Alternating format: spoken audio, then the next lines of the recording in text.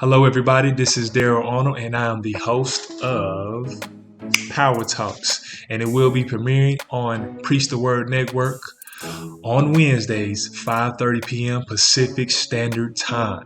So, if you want to be interviewed, or if you have a business idea, or if you even have commercials or something like that, get at me so we can get you on. All right, this show, and make sure that we can give you some power and give the people that's around you the power that you have inside you. Let's get it. Love, peace.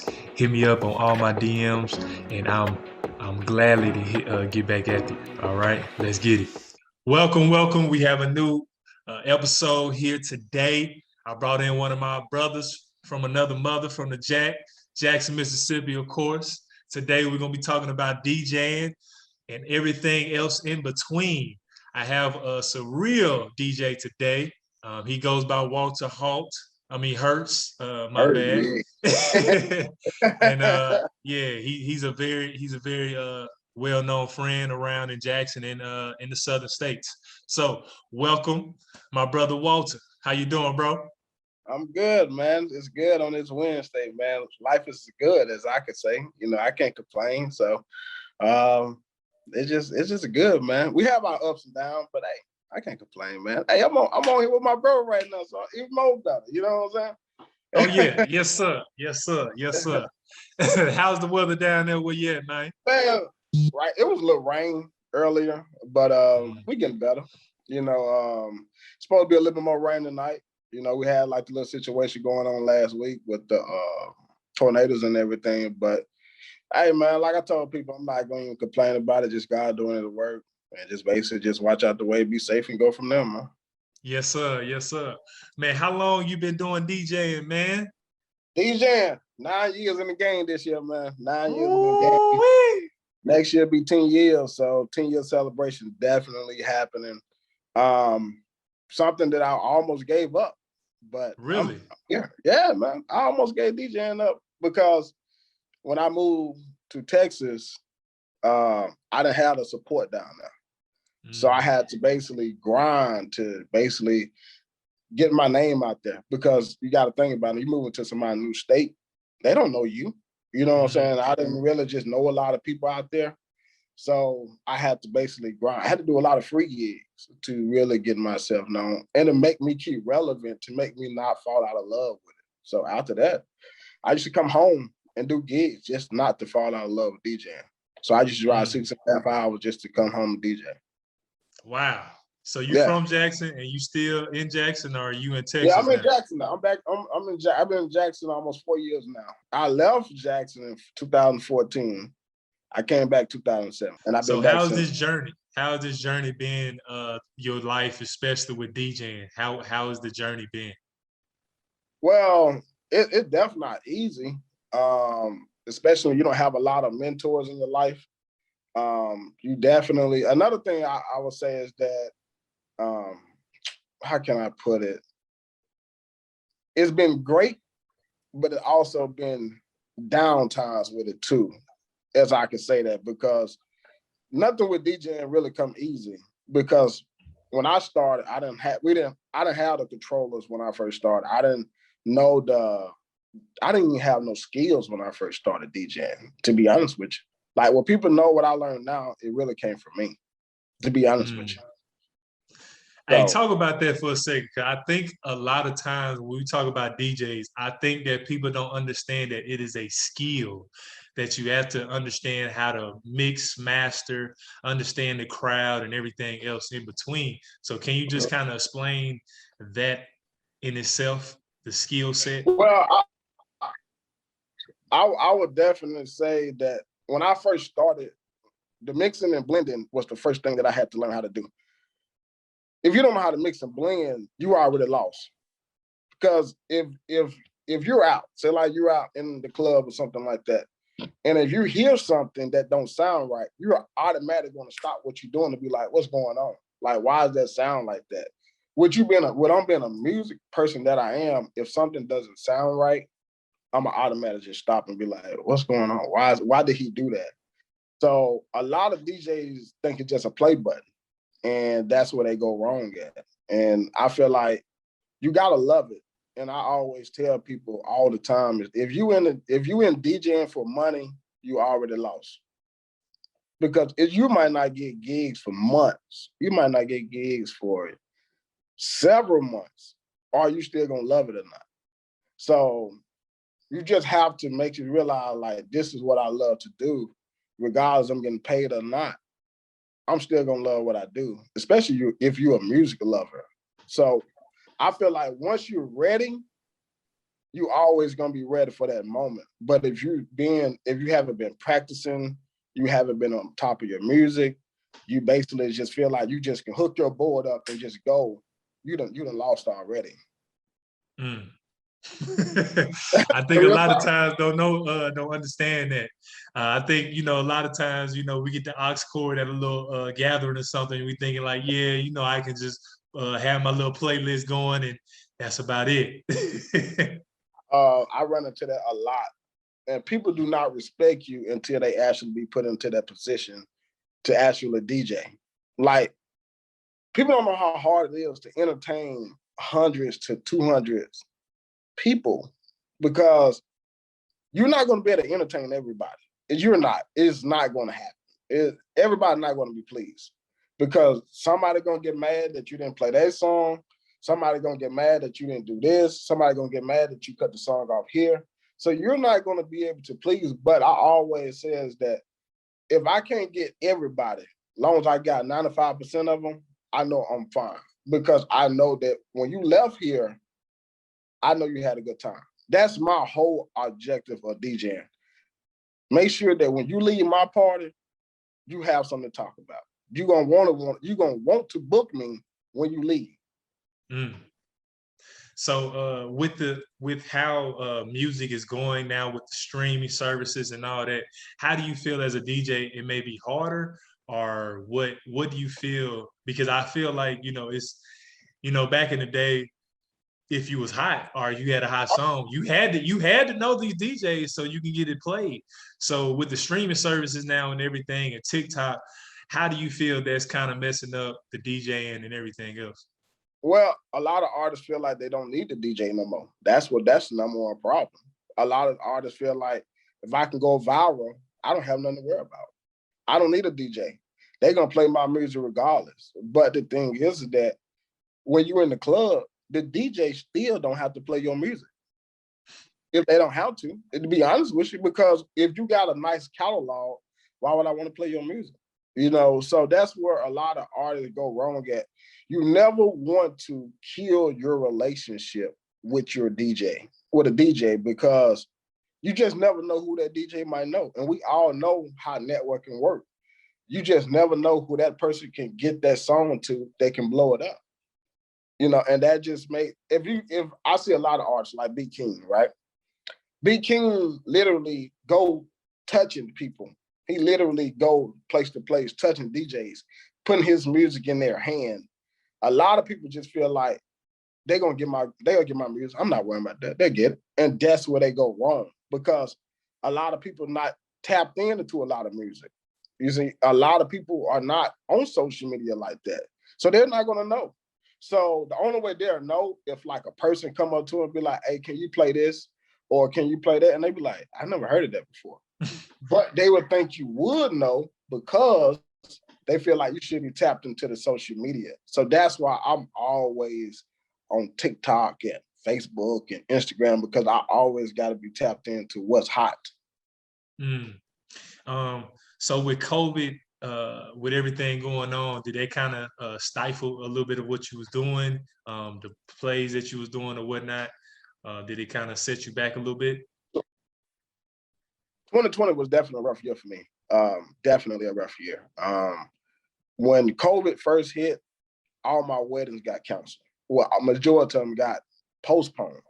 And then eventually they just canceled altogether, because they didn't want to be bothered with, because they didn't want to take a chance with COVID, because the way COVID was killing folk last year, they didn't want to take a chance. So they just rather cancel the gig altogether. Now, when it first happened, it was slow.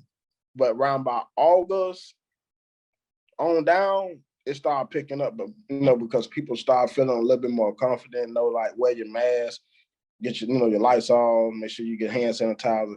So people started getting more confident, and that's when my gigs started picking up.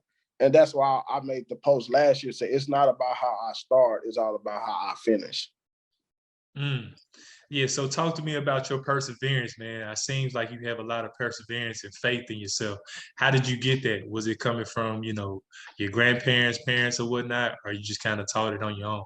Well, it's really, I just learned that I done been through so much in life. I done seen so much what my mother and people around me have been through.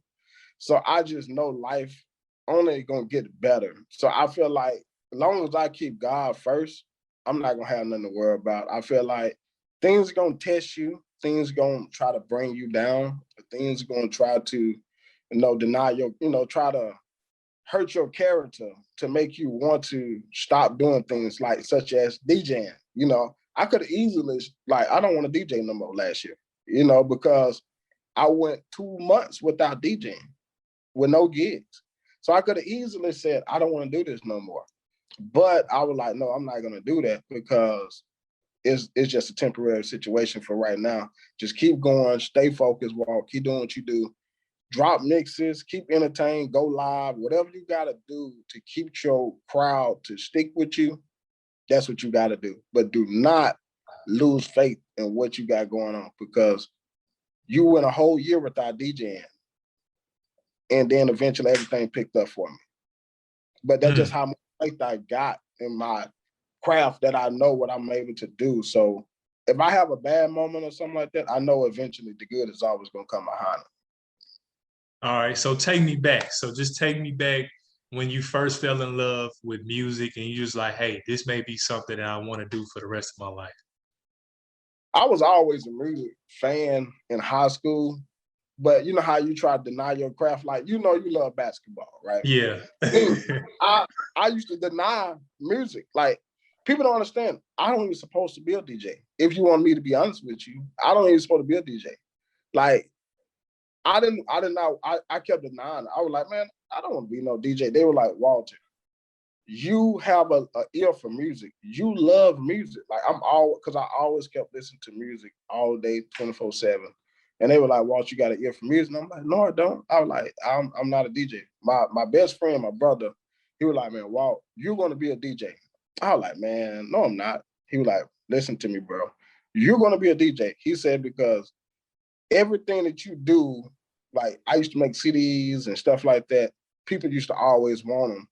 And I used to be like, man, whatever. I'm not going to. People just like what I do.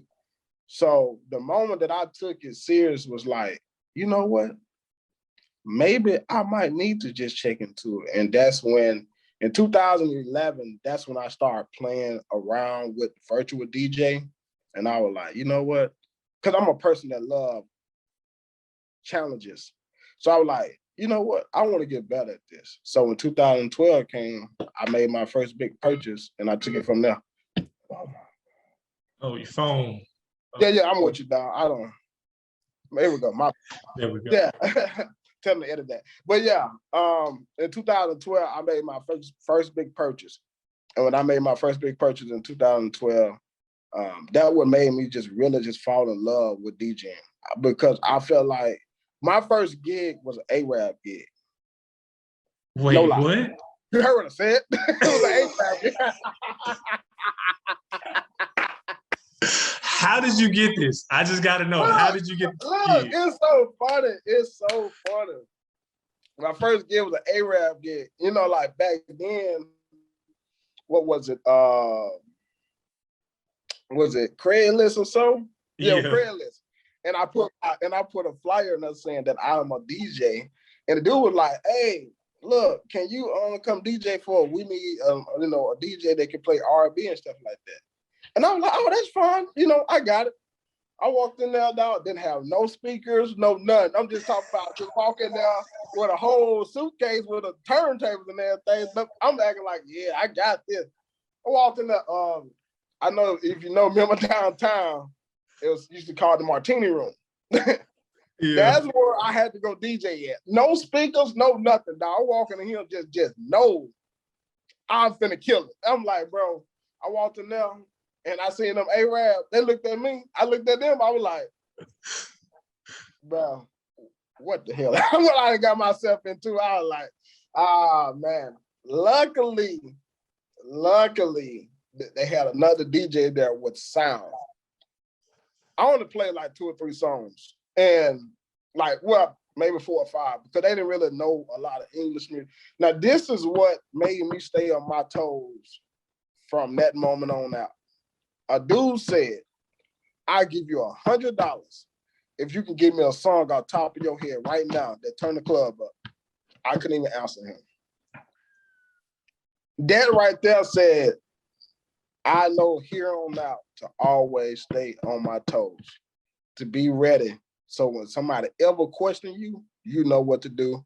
You know how to be prepared for it. It seems like that just trickled down, that trickled down to your whole life, just understanding, because I mean, that's all life is about, understanding like, hey, I got to be prepared for what's going on, what's here, what's there, know my surroundings, understand what's going on so I can, put my best foot forward. Man, that's phenomenal. Like it's so crazy about DJing, because when I moved to Houston, I literally have to change my style of DJing from Mississippi, because their style of music is way different from Mississippi. So what I was playing down here, they didn't want to hear up there. So I had to literally get into my bag to really go to different clubs, different venues, and see what music would they listen to, because what I was playing down here wasn't going to get it in Houston. So that just made me even more prepared. Like, you just got to be prepared for your moment. And when I had my moment, I killed it. So, I got to ask you, so why do you feel like people under budget their DJ? Like, they don't even put the budget on there. It seems like, if they have a wedding or anything else, they have money for everything. But then when it comes to the DJ, it's just like Man, listen, 150, maybe 200. I actually think people don't respect what the DJ does, to be honest with you. Like, I see it all the time. People will book the venue, the caterer, the wedding coordinator, decorator, sweets table, all that. And the last thing on their list is, I'll just get a DJ when I get a chance. I found a DJ. It's like the person that control your music is the person that control your vibe, that control your day. Because all it takes is a DJ to stop the music, it's gonna kill everything. So why would you want to shortchange him, and when you can shortchange, or you can just cut something out? That's why, but I can't blame them, because it's other DJs around here that taking gigs for $200. So I can't get mad at them, because that's what they used to. Some people are used to taking weddings for $200. So they feel like, I come and be like, well, I charge you $400 for a wedding. They be like, oh no, I'm not paying that. When the next person over here charging $200, they rather take a chance with the $200 than the $400. When they know what the $400 can do, I'd rather take my chance with the $200, because I feel like I could put that $200 more in something else. Yeah, I feel like you paying for experience though, when you're talking about somebody like you or somebody that's been around seasoned, because we know that, especially when you're talking about weddings and all that, you gotta have that cue when people's coming down the aisle, when the first dance, you gotta have that ready, you have it snapped out and all that. So yeah, you gotta have everything, You in got to be between. ready, bro. You got to be ready. And I have done a lot of weddings without wedding coordinators. But when you have done it, you're used to it. You see what I'm saying? So it's like, when somebody tell me, we ain't got no wedding coordinator, I said, okay, fine. Just tell me where's A, B, C, D, and I go from there.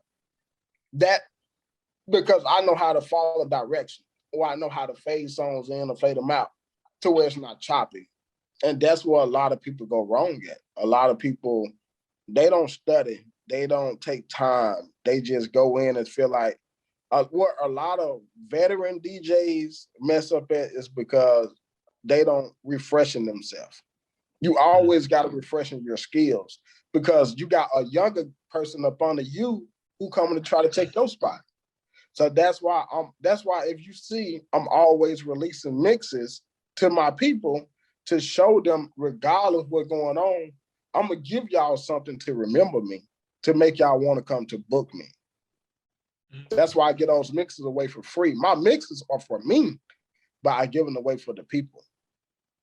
That's a great strategy that you have. That you always staying up on game. I think that's a life lesson as well. Because regardless of what you're doing, what profession that you're in, you gotta always stay on your A, B's, and C's. Like, hey, this is what I need to be doing. You need to do a refreshment course and everything. I think sometimes it seems like we've been in school so long, but then it's like, all right, you in the real world and you have your own job, but then you don't want to refresh things that you actually do. But no, I don't care how long, I play basketball. I don't care how long I've been playing basketball. I still have to get shots up. If I want to play, I still got to run. I still got to get in shape, if I want to play in the Drew League. Because if I try to go out there and be like, oh yeah, I'm finna stretch and just get out there, I'm gonna be tired. I'm gonna be rusty.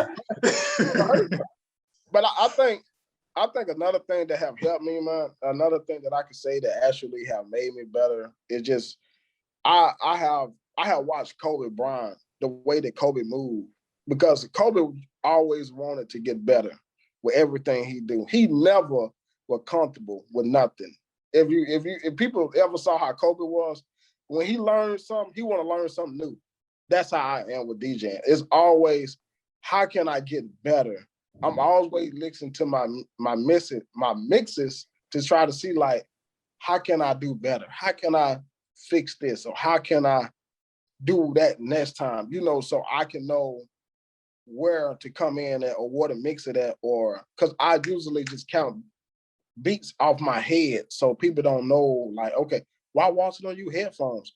Because I'm already I have trained my mind to know how to bring songs in and how to mix and blend. That's powerful right there. You talking about Kobe and how, because every time I looked at some of his videos or anything like that, he always was talking about he wanted to get sharper.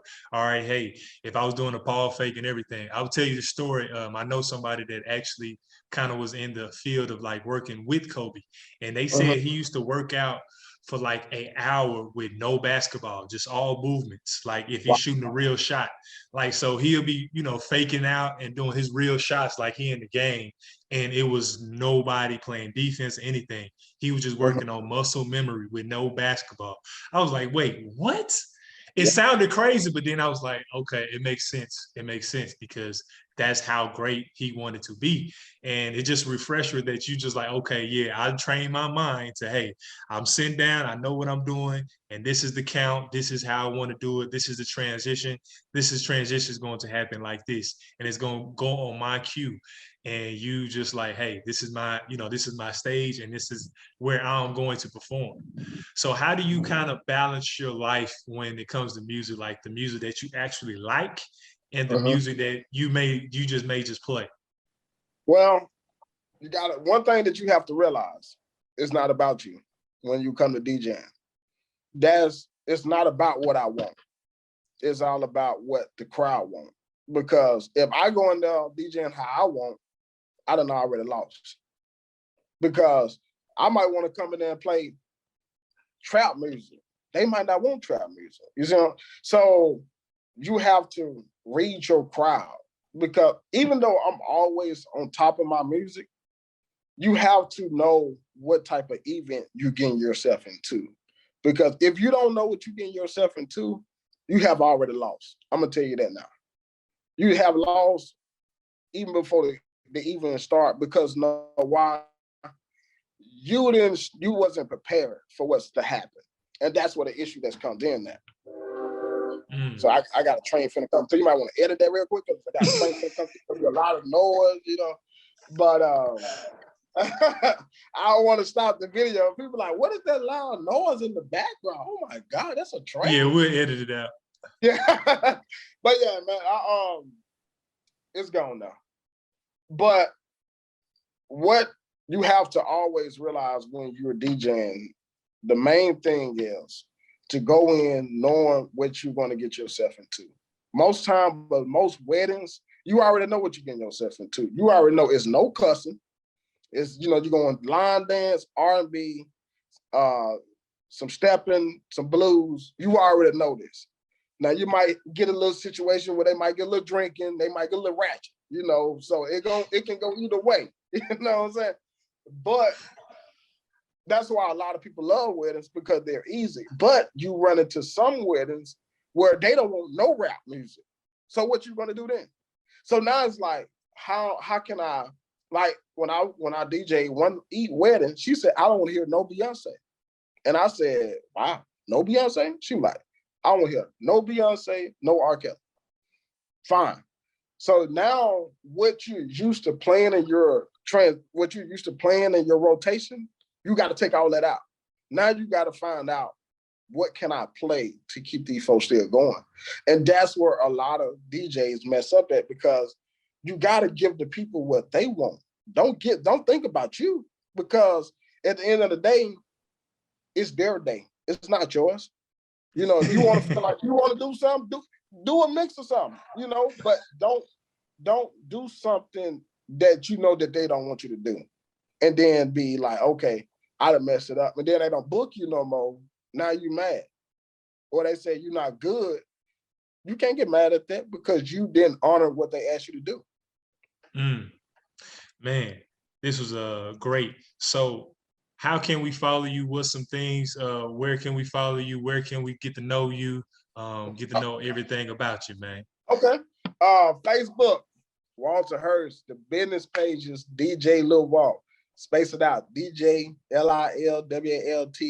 You got my Instagram _ DJ Lil Walt. And you got my Twitter, DJ Lil Walt. Basically everything DJ Lil Walt. However you want to find. You can type me in on Google. I'm gonna come up. Google me, baby. Man. I'm available. My man. And you do all the events, kid parties, all that.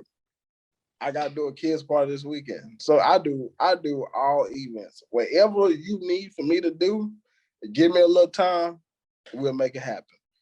It don't matter what kind of event it is. I will get the job done, because I feel like I love challenges. And I feel like I'm not gonna stop until I feel like I'm one of the top DJs in the world. So if that takes me to learn some EDM or some pop or some country or whatever they gotta be done, I'm gonna take it, and I'm gonna learn it, and I'm gonna master it, and I'm gonna get that morning. Whatever it takes. Yes, sir. Yes, sir. Yes, sir, man. It was a pleasure talking to you today, man. We will be showing and hosting you. We always, it was a pleasure to talking to you today. Y'all go follow my brother. And if you have any other questions about DJing, anything, this is your guy. I hope y'all learned something. And also pay your DJs well. That's what you need to do. Pay your DJs. Pay your DJs. Make sure you give them love and support. All right, because there are people too, and they have a hard job and it's stressful. All right, peace and love, everybody. That's another episode of DA Power Talks. Peace. Hi, thank you for tuning in. That was an episode of Power Talks DA.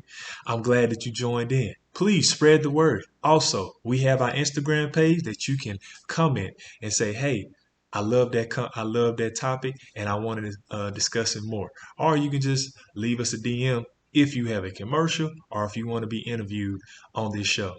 That is all I have for you today. Y'all have a lovely and blessed week. See you next week. Tune in. Peace and love.